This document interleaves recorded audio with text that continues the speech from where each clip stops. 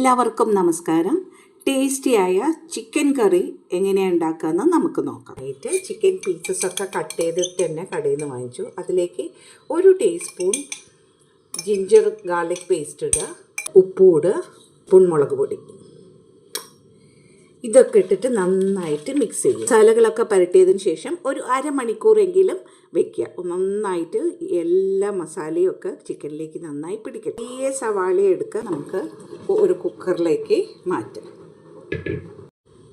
മഞ്ഞൾപ്പൊടി, ചിക്കൻ കറിയിലേക്ക് ആവശ്യമുള്ള സവാള ഒരു 3 വലിയ സവാള എടുത്തിട്ടിട്ട് കുറച്ച് നമ്മൾ മറ്റതിലേക്ക് വേവിക്കാനിട്ടു.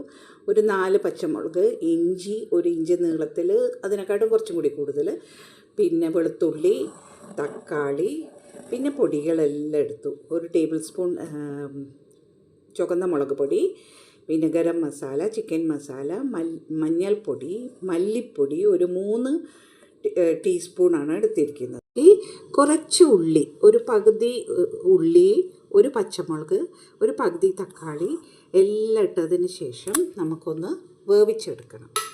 1 ടേബിൾ സ്പൂൺ തൈര് ചേർക്കുക. അധികം പുളിയില്ലാത്ത തൈരായിരിക്കും നല്ലത്. നന്നായി മിക്സ് ചെയ്യുക.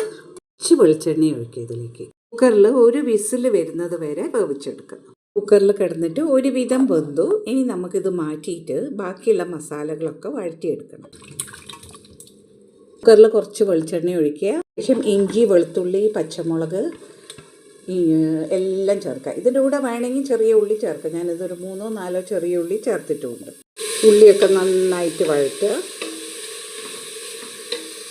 ഇതിലേക്ക് ഒരു 2 വലിയ തക്കാളി അരിഞ്ഞതും ചേർക്കുക.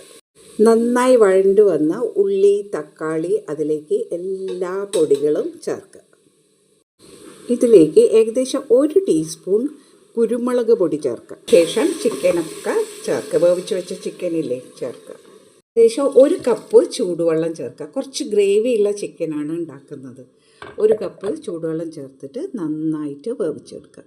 ആവശ്യത്തിന് ഈ സമയത്ത് ഉപ്പ് ചേർക്കുക.